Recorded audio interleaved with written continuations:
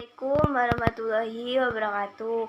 Perkenalkan, nama saya Dea Pramudita, NIM 019, kelas TIPA. Saya di sini akan menjelaskan tentang studi gerakan. Yang pertama-tama, studi gerakan yaitu analisis yang digunakan terhadap beberapa gerakan bagian badan pekerja dalam menyelesaikan pekerjaannya. Gerakan yang tidak efektif dapat dikurangi sehingga dapat menghemat waktu dan menghemat pemakaian fasilitas. Kemudian, tujuan analisa tersebut yaitu eliminasi gerak yang tidak perlu, kemudian memudahkan pekerjaan baru dan pekerja baru untuk menyesuaikan diri. Dalam gerakan dasar ini terdapat 17 gerakan, yaitu yang pertama mencari search atau lambangnya SH, yang artinya gerakan dasar untuk menemukan lokasi objek. Yang bekerja adalah mata. Gerakan dimulai saat mata mencari objek sampai ditemukan. Gerakan ini merupakan gerakan tidak efektif, dapat dihindarkan. Kemudian gerakan yang kedua yaitu memilih atau select, lambangnya ST. Gerakan ini menemukan suatu objek yang tercampur.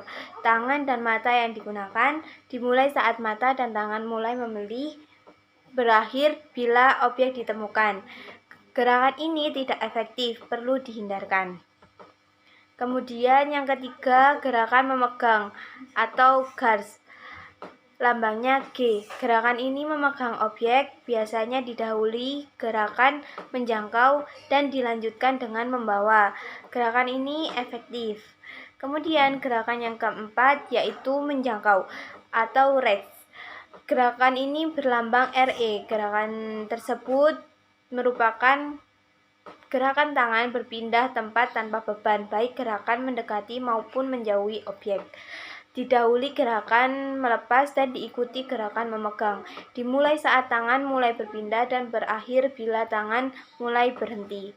Kemudian gerakan yang kelima membawa atau move, lambangnya M.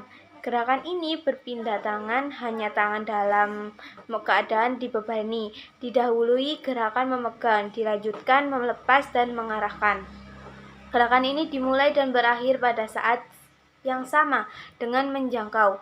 Jadi faktor-faktornya jarak pindah dan berat beban.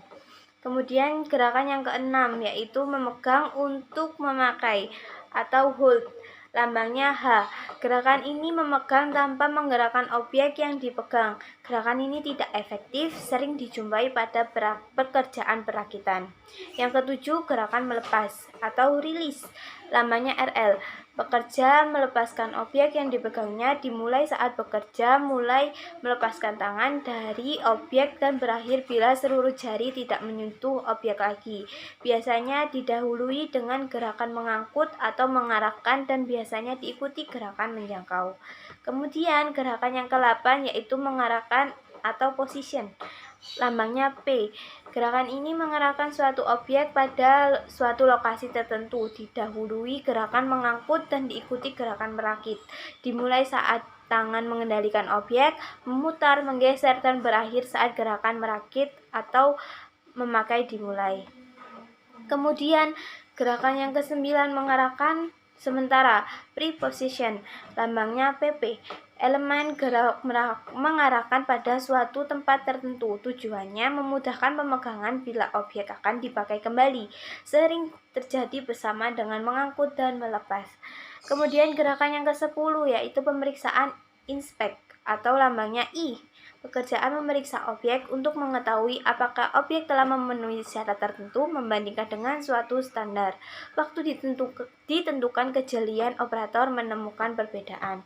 Gerakan ke-11 perakitan atau assemble, lambangnya A. Gerakan menggabungkan suatu objek dengan objek lain menjadi satu kesatuan. Didahului membawa atau mengarahkan, dilanjutkan melepas. Dimulai bila objek sudah siap dipasang dan berakhir bila objek sudah tergabung. Yang ke-12 lepas rakit, disassemble atau lambangnya DA. Kebalikan dari assemble, dua bagian objek dipisahkan satu sama lain. Biasanya didahului memegang, dilanjutkan membawa atau melepas, dimulai saat pemegangan selesai, dan dilanjutkan usaha memisah, berakhir bila objek telah terpisah. Kemudian gerakan yang ke-13 memakai use atau u. Bila satu tangan atau dua-duanya dipakai menggunakan alat, lama waktu tergantung jenis pekerjaan dan keterampilan. Yang ke-14 kelambatan yang tak terhindarkan, unavoidable delay atau UD, kelambatan yang diakibatkan hal di luar kemampuan, sering disebut gangguan seperti mati listrik, alat rusak, dikurangi dengan perubahan, perbaikan atau pros. Yang ke-15 kelambatan yang dapat dihindarkan, avoidable delay atau lambangnya UD, disebabkan pekerja sendiri disengaja baik tidak disengaja. Kemudian yang ke-16 merencana atau plan, lambangnya PN, proses mental operator berpikir untuk menentukan tindakan yang akan dilakukan. Gerakan yang ke-17 istirahat untuk menghilangkan fatigue, rest to overcome fatigue, lambangnya R, tidak terjadi pada setiap siklus, tetapi terjadi secara periode. Waktunya berbeda, tergantung jenis kerja dan individunya. Ekonomi gerakan merupakan suatu gerakan untuk mendapatkan hasil kerja yang baik. Diperlukan rencana sistem kerja yang baik. Sistem kerja sama dengan gerakan ekonomis. Kemudian prinsip dari ekonomi gerakan dihubungkan dengan tubuh manusia dan gerakan-gerakannya, pengaturan tata tempat kerja, dan ada perancangan peralatan kerja. Sekian dari saya, Dea Pramudita. Terima kasih. Bila ada kata-kata yang salah, mohon dimaklumi. Terima kasih. Wassalamualaikum warahmatullahi wabarakatuh.